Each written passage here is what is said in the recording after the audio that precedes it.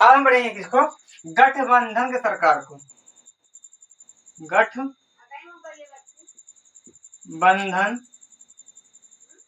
सरकार ये क्या होती है? तो गठबंधन सरकार, तो अगर मैं आपको बता दूं तो जो आपका संसद है, क्या है, संसद है। अच्छा, अगर पूछे संसद के कितने अंग होते हैं, तो संसद के जो अंग होते हैं वह होते हैं आपके 3। कौन कौन? लोकसभा, राज्यसभा और राष्ट्रपति। ये क्या है? संसद के अंग हैं। अगर संसद के भाग पूछ ले आपसे, तो भाग कितने आपके? 2 भाग। एक आपका क्या है? लोकसभा, एक आपका राज्यसभा है। तो संसद के अंग कितने हैं? तो 3 है, लोकसभा, राज्यसभा, राष्ट्रपति। और आपके भाग कितने हैं? तो 2, लोकसभा और राज्यसभा। तो संसद के अगर भाग की बात की जाए, मान लीजिए क्या है, एक संसद है, क्या है, यह एक आपका संसद है। तो इसके 2 भाग हैं, एक का नाम है लोकसभा, एक का नाम है राज्यसभा। यह मुख्यतः पहले क्या आता है आपका?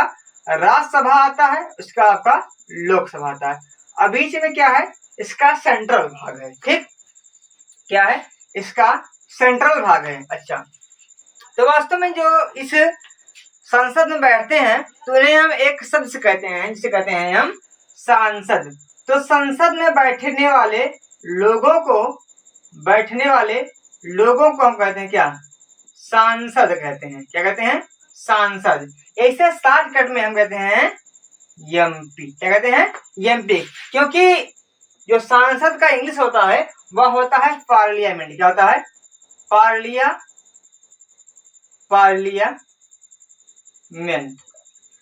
इसका इंग्लिश होता है। और जो इसके सदस्य होते हैं उन्हें कहते हैं मेंबर। तो मेंबर ऑफ पार्लियामेंट, और इसे हिंदी में कहते हैं सांसद।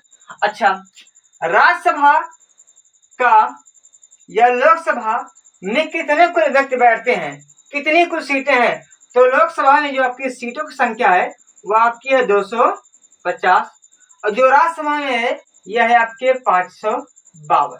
ये तो इतनी सीटें फिक्स की गई हैं, लेकिन वर्तमान में कितने बैठे हैं, वर्तमान में कितनी सीटें हैं और कितने लोग इसमें बैठते हैं? तो 545 लोग बैठते हैं वर्तमान, मतलब लोकसभा में, और 245 लोग बैठते हैं आपके कहाँ पे? राज्यसभा में। ये क्या है? वर्तमान की कुछ स्थिति है।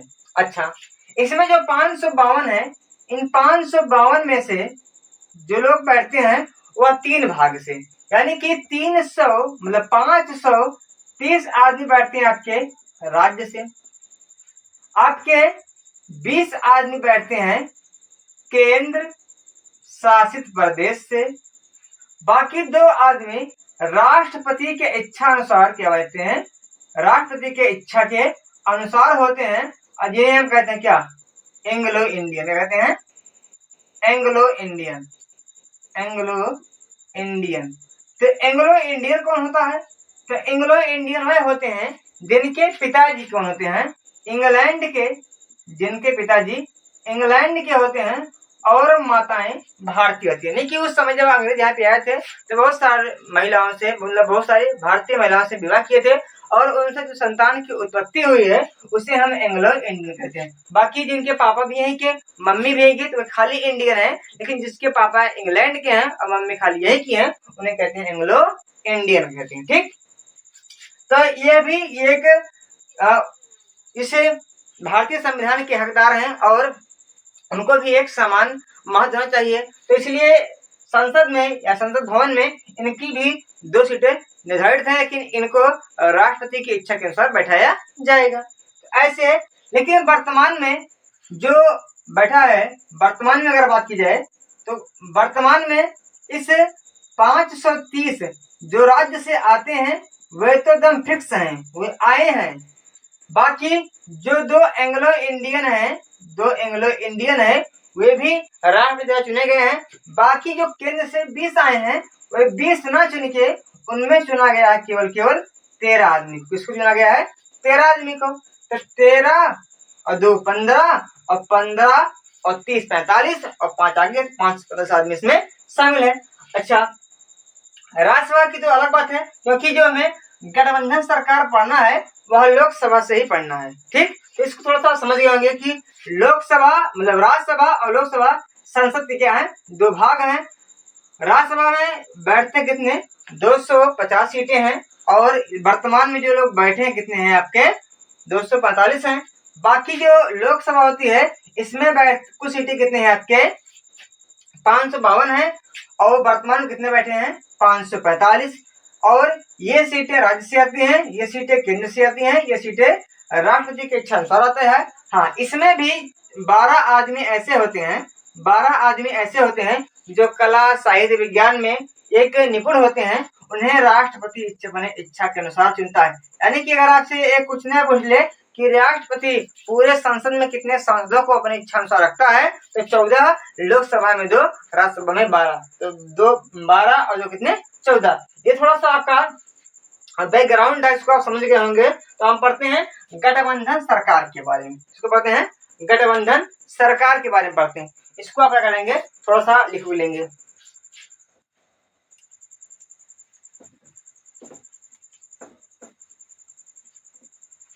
अच्छा, जो यह सरकार बनती है वह सरकार केवल बनती है किससे, लोकसभा से। किससे बनती है, लोकसभा से। यानी कि जो आपके प्रधानमंत्री होते हैं, मंत्री परिषद होता है, मंत्रिमंडल होता है, वह सब लोकसभा से ही बनते हैं। ठीक, अगर मैं बात कर लूं जो सांसदों की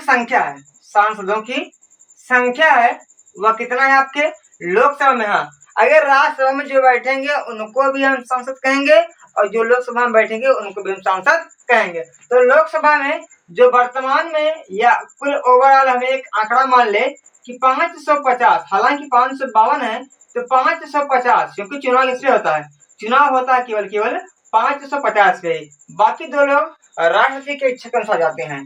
ठीक, तो 550 का अगर हम 50% निकालेंगे या इसका 1/2 करेंगे तो आपका आएगा कितना, 273, मतलब 272.5 आएगा। अब एक आदमी को आधा काटेंगे नहीं, तो सीधा हम एक आदमी और ले लेंगे, यानी कि इसको हम एक सिंपली आंकड़ा लेते हैं 273। कितने, 273 सदस्य या फिर सांसद या मेंबर या फिर एमपी, आप इसे कुछ भी कह सकते हैं। तो किसी भी पार्टी, क्योंकि जो पार्टी होती है जब चुनाव होता है लड़ती है, और उसमें किसी पार्टी, चाहे बीजेपी हो, कांग्रेस हो, कोई भी पार्टी हो, उस पार्टी के अगर 273 सांसद आते हैं तो उसी की सरकार बनती है। जैसे मान लीजिए बीजेपी ने चुनाव लड़ा और बीजेपी में पूरे ओवरऑल इंडिया में 273 सीटें बीजेपी की आ गई। जब 273 उसको लाना अनिवार्य एकदम कंपलसरी है, बाकी आगे जितना लाए उसकी मर्जी है, लेकिन 273 सांसद होना उसके लिए क्या है, अनिवार्य। अगर 273 सांसद अगर उसके हो गए तब जाके बीजेपी की सरकार बनेगी, तो ऐसा होता है, यानी कि 273 यानी कि किसी पूरे सांसद का 200 मतलब 50+1 यानी कि 51% अगर आप पा रहे हैं तो आपकी सरकार बनेगी। यानी कि कुल मिला के आपके पार्टी से 273 अगर सांसद या एमपी आ रहे हैं तब आपकी सरकार बनेगी। यानी कि बीजेपी सरकार हो, चाहे वह आम पार्टी का हो, चाहे वह आपका बहुजन हो, चाहे जो कोई भी पार्टी हो, कांग्रेस कोई पार्टी हो, अगर उस पार्टी के 273 मेंबर आ रहे हैं तो जाके उस पार्टी के सांसद या उस पार्टी की सरकार बनेगी।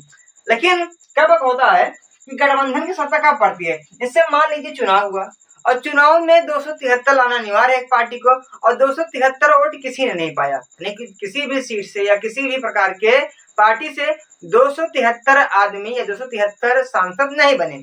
कोई पार्टी, मान लीजिए बीजेपी ने अब की बार वोट, मतलब 2024 का क्या हुआ, चुनाव हुआ। अब 2024 के चुनाव में अलग अलग पार्टियों ने क्या किया, अपना युद्ध की मतलब चुनाव लड़ा, और चुनाव में बीजेपी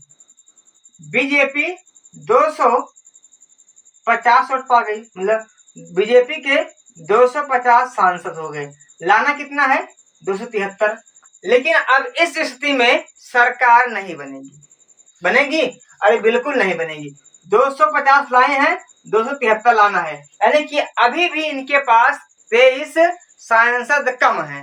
तो इस स्थिति में बीजेपी चाहे किसी भी अन्य, क्योंकि जब अन्य पार्टियां खड़ी होंगी तो वह भी कुछ न कुछ सीटें पाई होंगी, चाहे वह 10 हो, 20 हो, 50 हो, 100 हो, चाहे कांग्रेस हो, चाहे वह आपका बहुजन या फिर आपका समाजवादी पार्टी। मान लीजिए कांग्रेस इसमें आपका पा गई है कितना, 100 सीट। कितना, 100 सीट। तो अब बीजेपी जाएंगे कांग्रेस से कहेंगे कि राहुल गांधी भैया हमें आप 23 सीट दे दीजिएगा, जिससे हमारा जो बहुमत है या 50% मतलब 51% हो जाएगा, यानी कि हमारे अंदर 273 सांसद हो जाएंगे, तो हमारा सरकार बन जाएगा। तो अगर कांग्रेस के पास जाएंगे और कांग्रेस इस 100 में से इस 23 सीट को, यानी कि 23 सांसद को बीजेपी को दे दिया, तो इस प्रकार का कांग्रेस और बीजेपी क्या हो जाएगा, गठबंधन। क्या हो जाएगा, गठबंधन हो जाएगा। ठीक, तो गठबंधन सरकार क्या होती है, यानी कि अगर कोई भी व्यक्ति अपने सीट मतलब जो सरकार बनने के लिए सीट चाहिए, अगर उसको पूरा न कर पाता हो तो किसी अन्य पार्टी से अगर वह उतनी सीट को ले लेता है और मिलने के बाद जो सरकार बनती है उससे कहते हैं हम गठबंधन की सरकार। अच्छा, मान लीजिए कि कांग्रेस इसको 23 सीट न दे, या फिर अन्य कोई जो व्यक्ति है, अन्य कोई जो पार्टी, चाहे आपकी कांग्रेस हो, चाहे आपकी वह कोई अन्य पार्टी हो, मान लीजिए इसको सीट देना मतलब सीटें देने के लिए तैयार न हो, तो इस प्रकार की स्थिति में फिर तो चुनाव फिर से कराना पड़ेगा, और जब चुनाव फिर से कराना पड़ेगा तो इस कहते हैं क्या, हम त्रिशंकु सरकार। क्या, त्रिशंकु सरकार, यानी कि एक ऐसी सरकार जिसका जो बहुमत है वह पूर्ण नहीं हुआ, यानी कि 273 लाना था और 273 कोई लावा नहीं पाए, तो इस प्रकार की जो सरकार बनेगी उसे कहेंगे हम त्रिशंकु की सरकार। ठीक, तो चुनाव इस स्थिति में क्या होगा, इस स्थिति में केवल 2 कंडीशन है। इस स्थिति में 2 कंडीशन है, एक क्या है, गठबंधन है, और एक क्या है आपका पुनः निर्वाचन। क्या है, पुनः निर्वाचन है। अगर पुनः चुनाव करना चाहे तो हो सकता है, अगर कोई भैया गठबंधन करने को तैयार ना हो तो चुनाव फिर से होगा, अगर गठबंधन करने को तैयार है तो इस प्रकार जो चुनाव मतलब जो सरकार बनेगी उसे कहेंगे हम गठबंधन की सरकार। तो ये कुछ चीजें आपके सिलेबस में है, इसको आप लिख लेंगे, समझ गए होंगे आशा करता हूं मैं। तो अब मिलते हूँ अगल नेक्स्ट वीडियो में। आज के लिए इतना काफी। जय हिंद, जय भारत।